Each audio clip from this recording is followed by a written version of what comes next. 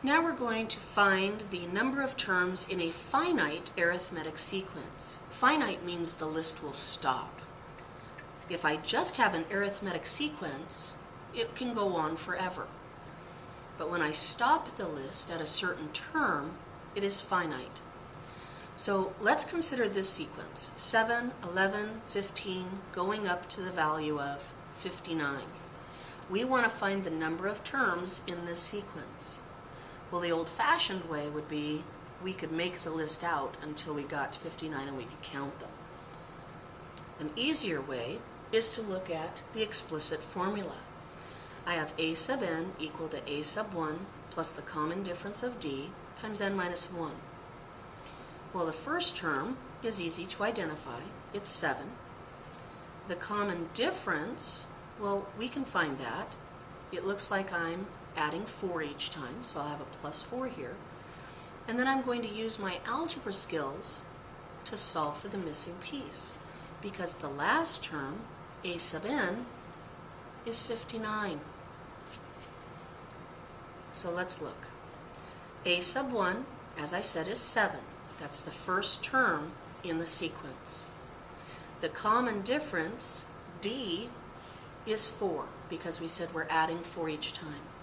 And the a sub n value is 59, because it's the last number given in the sequence. So I'm going to plug that in. The 59 is the a sub n. The 7 goes in for a sub 1. The 4 goes in for the d value, and the n minus 1 stays the same. So we're going to use algebra skills. We're going to distribute 4 times n and 4 minus 1. So bring the 59 down, equals 7, comes down. Positive 4 multiplied by n is plus 4n. Positive 4 multiplied by negative 1 is a negative 4. That's from the distributive property.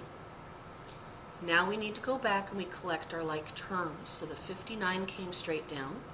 The equals came straight down. The 7 minus 4 comes together to be positive 3. And the plus 4n comes down. Well, now it's a nice two-step equation. We're going to subtract 3 from both sides.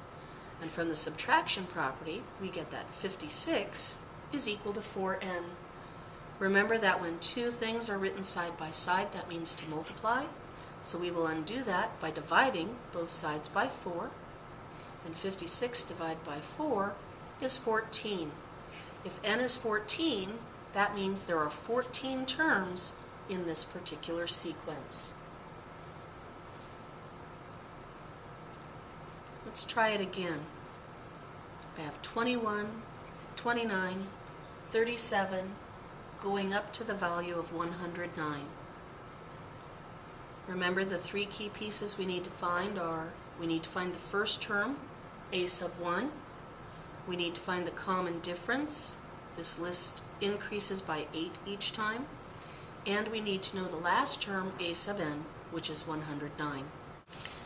So when I plug those values in, I have 109 equal to 21 plus 8 times the quantity n minus 1. We're going to distribute this 8 through the quantity. When we do that, 109 equals 21 comes straight down. 8 times n gives me plus 8n, and 8 times negative 1 gives me minus 8.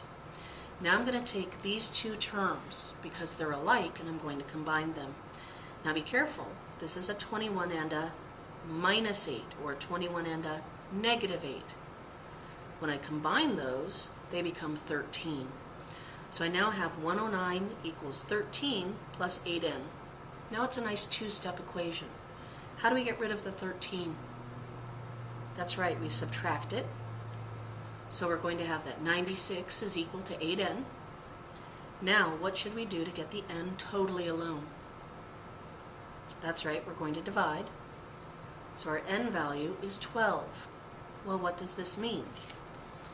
That means that there are 12 terms in the sequence, 21, 29, ... all the way up to 109.